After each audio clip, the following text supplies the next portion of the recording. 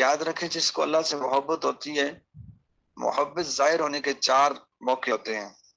اگر کوئی بندہ یہ اندازہ لگانا چاہے کہ میرا دل اور میرے دل میں اللہ رب العزت کی محبت کس قدر ہے، کیا میری محبت کی معراج اللہ کے لیے ہے، میری محبتیں اللہ کے لیے ہیں یا کسی غیر کے لیے ہیں، تو ہمارے مشائخ نے اس کی پہچان بتا دی۔ فرماتے ہیں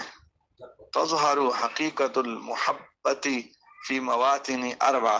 4 موقع ایسے ہیں کہ جن پر محبت الہی کی حقیقت ظاہر ہوتی ہے۔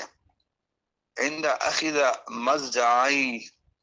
جب انسان رات کو سونے لگتا ہے اور اس کے اعضاء اور حواس کام سے فارغ ہو جاتے ہیں، تو اس وقت اس کے دل پر اسی کا خیال غالب آتا ہے جس سے وہ محبت کرتا ہے۔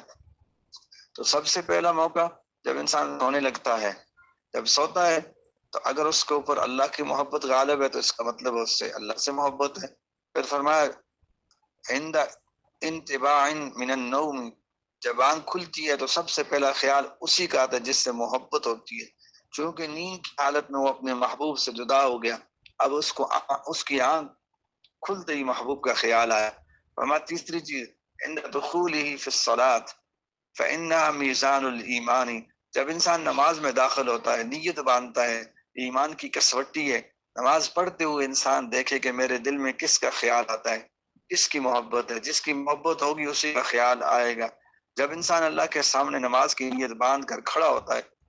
اس کیفیت میں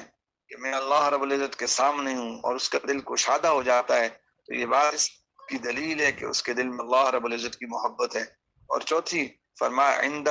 شدائد الاحوال، انسان پر جب کوئی مصیبت پڑتی ہے، مشکل آتی ہے، پریشانی آتی ہے، تو مشکل وقت میں بھی جس سے محبت ہوتی ہے اسی کی طرف توجہ کرتا ہے۔ فإن القلب في هذه المواطن لا يذكر الا احب الاشیاء الیہ، اس وقت میں بھی اس کا دل چاہتا ہے، یاد کرتا ہے جس سے محبت ہوتی ہے۔ محب اپنے محبوب کے خیال سے ہر مشکل اور مصیبت کے وقت میں تسلی پاتا ہے۔